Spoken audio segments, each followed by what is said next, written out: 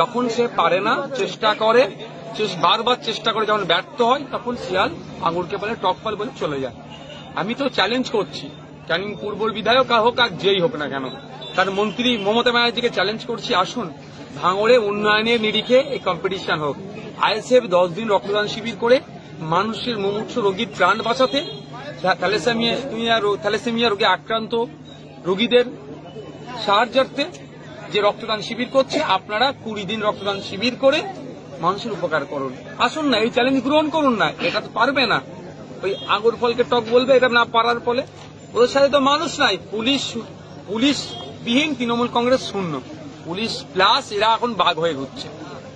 এই রক্তদান শিবিরের শেষে কি কর্মসূচি নিচ্ছেন আবার নতুন করে? দেখুন, এগুলোই তো হচ্ছে এক একটা চমক, দেখতে পাবেন। কিছু আছে ভাঙড়বাসীর দ্বারাই হবে, ভাঙড়বাসী সেটাকে আপনাদেরকে জানাবে।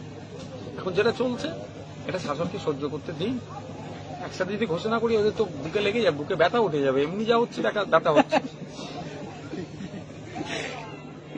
রাজ্যসভা ও লোকসভায় 43 জনের সংসদ বাতিল হয়েছে, টিএমসি, এই বিষয়ে কি বলবেন? শুধু টিএমসি নয়, কংগ্রেস আছে, আরো বিভিন্ন দল, ডিএমকে আছে, বিরোধীদের কি একাধিক এমপিকে সেখান থেকে বরখাস্ত করেছে। দেখুন, ওটা গণতন্ত্রের জন্য একটা স্বাস্থ্যকর দিন নয় আমি বলে মনে করি। আমরা জানি যে এই হাউসগুলো বিরোধীদের জন্যই, কি বিশৃঙ্খলার জন্য নাকি তাদেরকে সাসপেন্ড করেছে। কি জন্য বিশৃঙ্খলা হচ্ছে আগে আসা দরকার।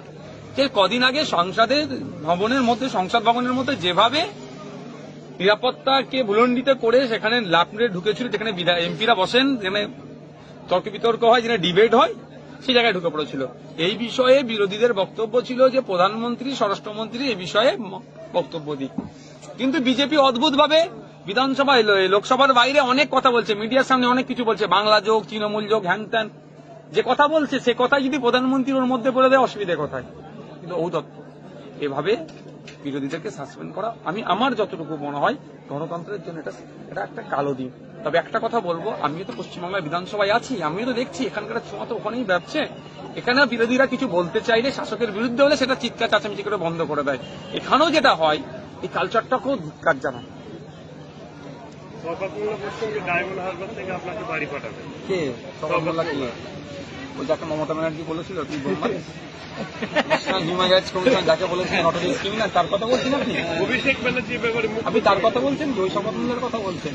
কথা হচ্ছে শপথ মোল্লা এইসব বলে তার দলের কাছে ভালো হতে চায়। আমি একটা কথা বলি, অভিষেক ব্যানার্জিকে হারিয়ে এবং কালীঘাটে পাঠাবো, জামানত জব্দ হবে, মানুষ জামানত জব্দ করে দেবে। এখানে দলিত, আদিবাসী, মুসলিম সব পিছিয়ে বর্গ সহ যারা আছেন মানুষজন, ওখানকার ভোটার যারা আছেন সবাই অভিষেক বাবুর বিরুদ্ধে ভোট দেবেন। ওখানকার তৃণমূলের যারা আছে তারাও অভিষেক বাবুর বিরুদ্ধে ভোট দেবেন। অভিষেক বাবু কি গ্রাসরুট লেভেলে রাজনীতি করেছেন? উনি কি ছাত্র রাজনীতি করে উঠে এসছেন?